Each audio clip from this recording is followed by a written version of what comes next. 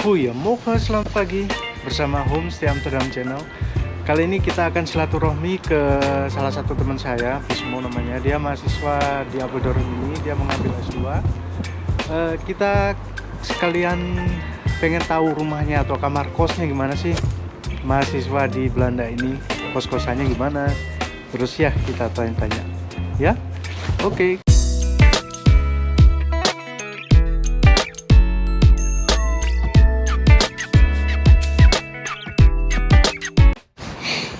Jadi kosnya itu dia di sentrum atau di pusat kota, sekitar ini. Dari sini deket sih kampusnya, pakai sepeda dia biasanya. Mungkin sekitar 5 menitan gitu ya. Ini suasana sentrumnya masih sepi, ini pagi-pagi. Ini ada toko buku di sini.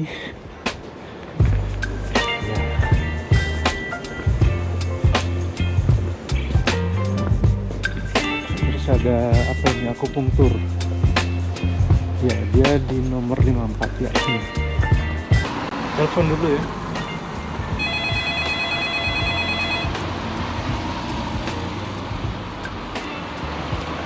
Halo, udah di depan semua. Oke, yuk. Dia turun ke bawah, tunggu. Jadi ini suasana di depan kos-kosannya ya. Nah, kita udah datang. Ini namanya Bismo. Gimana kabarnya? Oke, kita masuk dulu ya. Jadi ini suasana kos-kosannya. Kita bilang kos-kosan ya. Iya.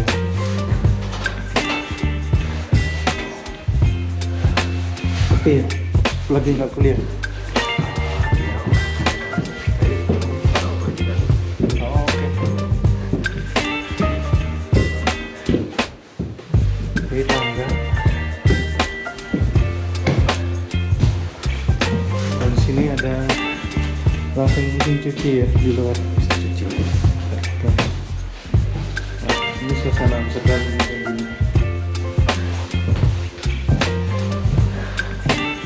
Nah, ini dia kamarnya. Oke. Oh, ini dapurnya. Iya. Dapur bersama ya. Dapur bersama. Ini jarang dipakai sih.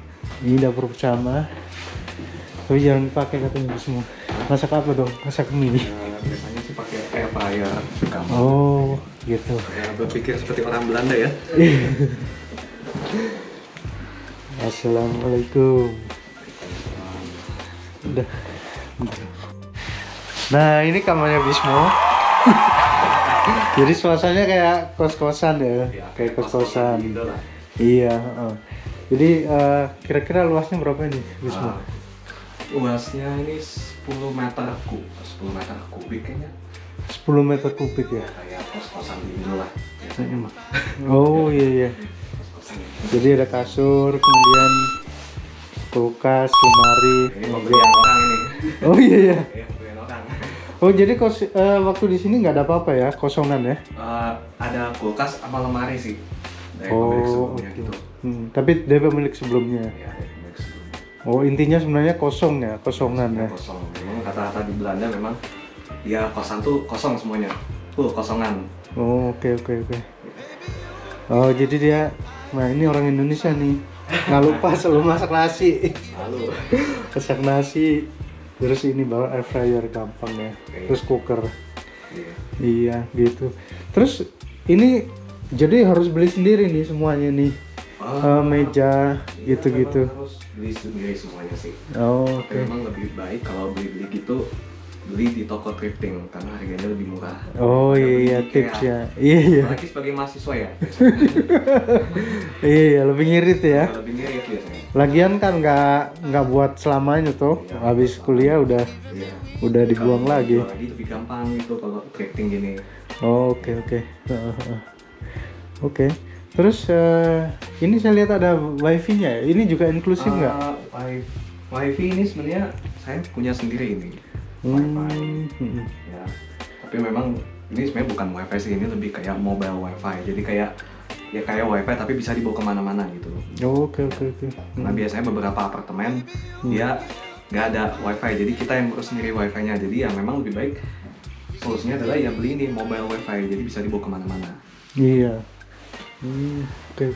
Terus ini jendela pemandangan. Oh yang tadi itu ya? Iya. Ini pintu masuk yang tadi itu. Yang kos di sini rata-rata mahasiswa nggak? Biasanya sih ada mahasiswa satu, tapi kebanyakan sih pekerja sih biasanya. Oh, oke. Jadi ada orang Indonesianya? Atau kamu aja di sini? Sebenarnya sih ada orang Indonesia, tapi lucu ya. Dia keturunan Indonesia, tapi nggak bisa bicara bahasa Indonesia. Oh gitu. Iya. Iya. Oke. Ya sudah lah. Kalau boleh tahu berapa nih sebulan nih di sini rata-rata budgetnya mahasiswa itu di sini berapa sih? Sebenarnya sih 550 ya. 550. 550 itu udah ya sudah include air, listrik sama gas, tapi nggak termasuk internet karena internet saya yang ngurus sendiri. Oh air listrik termasuknya? Air listrik gas doang. Ya, Oke. tapi nggak termasuk internet. Jadi sebulannya itu kalau Tapi kos ya- di sini berapa rupiah itu? 550 tuh kira-kira kalau di kurs sekarang ya itu sekitar 8 jutaan lah, 8.700.000 lah. 8.700.000 sampai 9-an ya Iya. sebulan. Tapi Kamar bagusnya- doang. Ya kamar doang. Tapi bagusnya memang ini letaknya di pusat kota. Biasanya kan kalau kita tuh kamar atau kosan semakin Iya. dekat ke pusat kota biasanya lebih mahal. Oh, Tapi oke. di sini saya dapat 550 dan harganya ya kalau saya bilang ya lumayan murah gitu. Oke. Jadi emang sekitar segitu ya. Iya. Oke. Jadi bisa jalan kaki ya ke kota tadi saya bilang. Gampang jalan kaki 5 menit nyampe. Oh, kalau ke kampus Kampus ke kampus apalagi? pakai sepeda apa jalan kaki? Jalan kaki. Oh, jalan kaki. Kirain pakai sepeda. Jalan kaki paling ya 4 menitan lah. Oh, Di oke. situ kok, di belakang. Oh, oke. Ya. Terus tiap hari makannya gimana, Bismo? Kalau makan mah ya tinggal kebanyakan sih beli yang langsung jadi tinggal panasin atau enggak ya apa ya? Ya goreng sosis bakso atau nugget lah. Ya kayak gitu Oh, lah. nugget gitu. Langsung di air fryer gitu ya. Di air fryer, jadi nggak perlu bolak-balik ke dapur. Nah, terus bumbu-bumbunya bawa dari Indo gitu. Ya bumbu-bumbu beberapa bawa dari Indo tapi sekarang udah habis. Udah habis. Jadinya ini sendiri ya. Jadi sekarang harus improvisasi. Improvisasi. Gitu. Terus makan sehari 3 kali juga pakai nasi kayak di Indo. Paling makan saya sehari 2 kali sih. Makan pagi biasanya makan roti aja. Baru Roti makan ya? siangnya full. Oke. Kalau malam biasanya ngemil-ngemil aja lah. Oh gitu, wah diet ini. Memang gimana ya, memang itulah hidup Iya. mahasiswa di Belanda memang. Dan memang ya itu apa kalau kata anak-anak PPI memang ya rata-rata memang gitu katanya. Oke. Berhemat gitu. Berhemat. Iya. Kalau apa? Roti lumayan ngiritan daripada nasi ya sebenarnya di sini ya. Lebih murah sih roti. Lebih murah ya. Ya, cuman apa ya tiap hari makan roti gitu. Harus ada variasi lah. Indonesia banget ya. Iya. Harus ada nasi. Selang-seling roti sama nasi. Ya. Oke. Nah, Bismo ini kuliah apa di sini? Kuliah program master di jurusan Digital Marketing and Communication Digital Marketing and Communication. Apaan itu? di apa Wittenberg University. Itu kayak Oke. ya mirip-mirip kayak apa sih? Ini kayak data analytics atau ya digital marketing juga lah pada umumnya gitu. Oke, digital marketing ya. Iya, intinya sih gitu intinya. Oke. Sebelum lebih jauh, Bismo ini dari asalnya dari mana? Kecil di mana? Kemudian kok bisa nyampe Belanda gitu?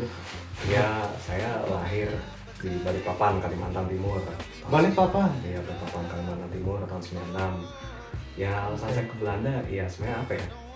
Terus besarnya di mana? Besarnya saya di Balikpapan. Di Balikpapan tuh sekitar Sampai 12-13 tahun, habis itu pindah- sampai ya sampai SMP kelas 1 lah. SMP kelas 1. Sampai SMP kelas 1. Terus? Terus pindah ke Bogor. Oh, ke Bogor. Bapak kan kerja di Pertamina, pindah dinas dari Balikpapan ke Jakarta. Dari Balikpapan ke Jakarta, iya. Jakarta apa Bogor?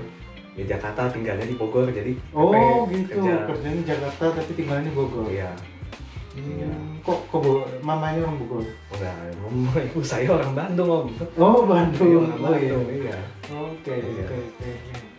Jadi sampai SMP, Sampai SMP. terus ke Bogor, Iya. ke Jakarta. Iya, Oke. ya. Terus saya kuliah S1 di Universitas Katolik Parahyangan Bandung. Parahyangan. Ya, Bandung. Oke. Dari tahun 2014 sampai tahun 2019. Oke. Iya. 2019. Iya. Oke. Terus habis itu ya setelah lulus ya magang ya kerja bentar lah paling 6 bulan gitu, sama bikin usaha keluarga gitu. Sampai Oke. akhirnya saya mutusin saya pengen kuliah S2. Kuliah lagi gitu. Iya, pengen kuliah lagi. S1-nya jurusan apa waktu itu? S1-nya saya jurusan administrasi bisnis. Oke. Iya. Jadi lebih ke bisnis gitu lah. Sekarang Ya, lebih ke marketing, marketing lebih bisnis marketing. Istilahnya lebih bisnis sempit, ya. Iya. Dipersempit gitu lah istilahnya. Iya. Ya, saya mikir ya aduh pengen gitu kan kuliah di luar gitu kan. Oh, Pengen oke. di luar. Karena waktu S1 sebenarnya saya udah punya impian tuh. Mhm. S1 saya pengen kuliah di luar. Oh, saya mikir saya pengen kuliah di Jerman, ikutin kakak saya. Oh, Cuman gitu. saya Kakaknya lagi di Jerman ini kuliah. ya lagi kuliah di Oh, Jerman oke, gitu oke. ya. Ya. Cuma saya bilang jangan dulu, mau kamu belum siap, Mhm. mending S1-nya di Indonesia dulu, baru S2-nya keluar gitu. Akhirnya saya dapat kesempatan sekarang S2 di luar. Nah, sebelum datang ke Belanda tuh saya inilah apa? Iya. eh, Kok bisa milih Belanda bukan ke Jerman gitu kayak kakak? Iya, karena apa ya, lebih familiar karya Belanda gitu ya. Oh, gitu. Tapi sebelum ke Belanda saya pernah kayak research dulu lah mau kemana gitu kan. Ada 3 negara. Pertama tuh Inggris, Ya. 2 ke Belanda, sama ketiga ke Swedia. Swedia. Ya, karena kenapa yang ketiga ke Swedia? Saya keinget bapak saya waktu dinas ke Swedia pernah ditawarin pengen ini enggak lanjut master di Swedia. Cuman bapak saya nggak ngambil. Oh, Jadi gitu. bapak saya waktu itu udah mau ambil aja Swedia sebagai pilihan ketiga, siapa tahu dapat gitu kan. Ya. Ya sebenarnya lucu juga ya, tiba-tiba ya dapatnya ke Belanda gitu, karena sebelumnya saya sebelumnya Tapi udah nge-play ke Swedia atau udah ke apply, Hmm. tapi justru yang keterima malah ke Inggris sama ke Belanda. Cuman yang ke Inggris saya tolak. Oh, kenapa? Ya apa ya, pertama Familiar Belanda atau gimana? universitas yang saya apply di Inggris itu kotanya tuh jauh ke arah utara, jadi dekat-dekat Scotland gitu. Oke. Ya, jadi masalahnya kalau kakak saya mau ke Inggris susah ke kesananya gitu, jadi kayak dari ujung ke ujung gitu. Iya. Akhirnya ya udah saya ambil aja pilihan kedua ke Belanda karena memang lebih dekat gitu. Terus bahasanya pakai apa nih? Di kampus saya kuliah tuh pengantar full bahasa Inggris memang. Full bahasa Inggris ya. Iya. Jadi- Tapi ada juga khusus bahasa Belanda gitu.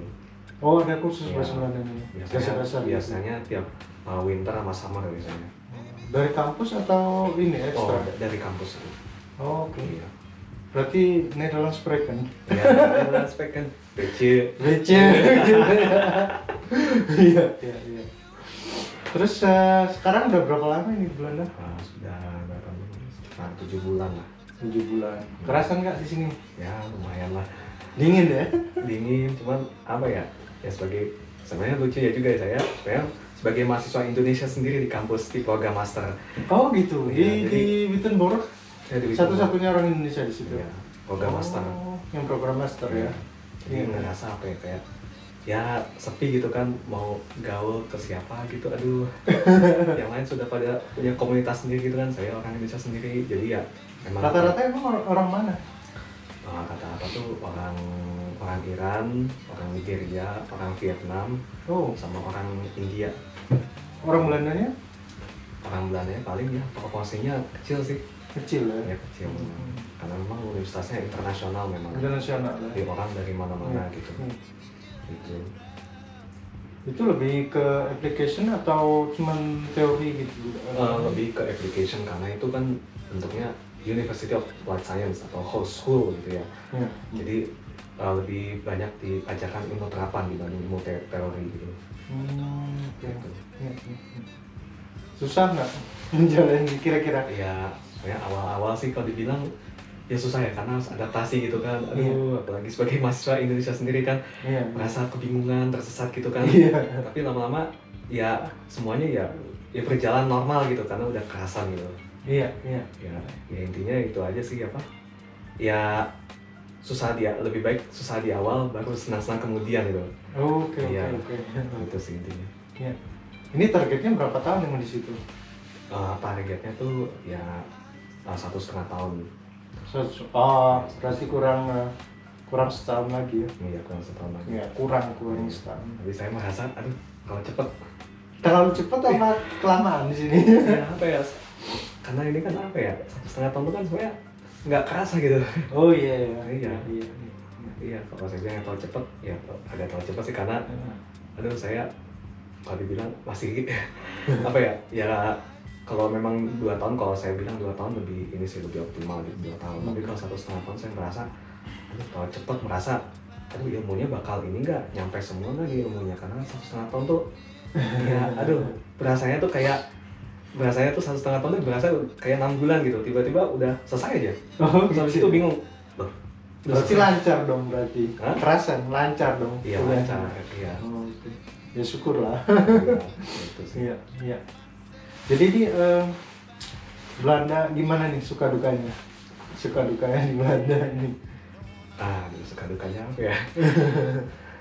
Ya kalau sukanya sih memang ya karena Belanda ini kan banyak orang Indonesia gitu kan, jadi mau keliling kemana aja gitu semua orang tahu kalau saya dari Indonesia gitu kan. Emang udah keliling kemana aja nih? Udah ke Amsterdam, udah ke Den Amsterdam, Haag, Rotterdam, wajib ya. sampai ke Eindhoven. Oh iya. Iya. Di Eindhoven juga banyak orang mahasiswa Indonesia ya. Iya banyak. Teknik ya di sana, lebih ke teknik ya. Ya banyak teknik gitu. Karena ada Philips kalau nggak salah. Ya ada Philips. Iya. Hmm. Ya paling dukanya tuh ya yang kayak saya bilang tadi, sebagai mahasiswa Indonesia sendiri nggak gampang sebenarnya tuh. Iya. Ya Sepi ya. Iya sepi gitu. Biasa Indonesia nongkrong di sini nggak ada apa-apa ya. Tapi saya tuh pengen beda memang. Saya pengen beda karena saya pengen ngambil inisiatif. Kalau saya sebagai mahasiswa Indonesia sendiri, saya harus bisa dekat sama semua orang. Tuh. Saya nggak mau tergantung sesama mahasiswa PPI karena saya ya waktu mikir, oke, saya mahasiswa Indonesia sendiri, saya harus mematahkan stigma bahwa orang Indonesia tidak melulu harus kumpul dengan sesama orang Indonesia, tapi orang Indonesia harus bisa kumpul dengan semua orang. Nah, Gitu. Tapi gabung sama PPI nggak? Gabung sih, cuman kalau saya bilang sih jarang ketemu. jarang ketemu, malah belum sih belum ketemu. Oh belum ketemu, cuma Cuma online. di WA aja, via WA gitu. Via WA. Iya. Karena saya kan tinggal di Apeldoorn, dekat sama kota Deventer. Nah itu PPI Deventer, itu grup WA-nya kayak kota mati om. Oh iya. Iya sih Deventer. Iya, gak ada Deventer interaksi. setengah jam ya dari Apeldoorn ini. Iya. Tapi banyak mahasiswa satu di situ ya, Banyak mahasiswa satu. Di section kalau nggak salah. Iya, di section. Cuman ya itu grup WA tuh kayak kota mati, nggak ada interaksi, nggak ada gimana. Saya mikir, ya udahlah. Nggak ada interaksi ya. Nggak ada interaksi, nggak ada apa gitu kan. Ya ngomong-ngomong kecil gitu nggak ada gitu. Makanya saya mikir, ya udahlah, saya bergantung aja lah sama teman-teman kampus. Gitu. Ya, kan intinya harus survive sendiri gitu ya. Harus survive sendiri. Ya. Saya yakin semua orang pasti bisa kok. Iya. Terus planning ke depannya gimana nih? Kalau udah tamat mau kerja sini atau pulang ke Indo atau gimana? Depan ya pasti pulang ke Indo dulu lah. Pulang ke Indo ya. Iya, pengen ketemu keluarga sih, tapi memang rencana ya kira-kira beberapa tahun ke depan ya pengen kerja sih di sini. Oke. Ya karena kan pasti kan Cari pengalaman ya. Iya, cari pengalaman. Ini kan selalu kan biasanya setiap mahasiswa internasional dapat yang namanya Zukia visa atau visa orientasi itu ya. Jadi setiap dari kita yang lulus dari universitas di Belanda itu punya kesempatan nyari kerja sama satu tahun kalau nggak salah. Oh, oke.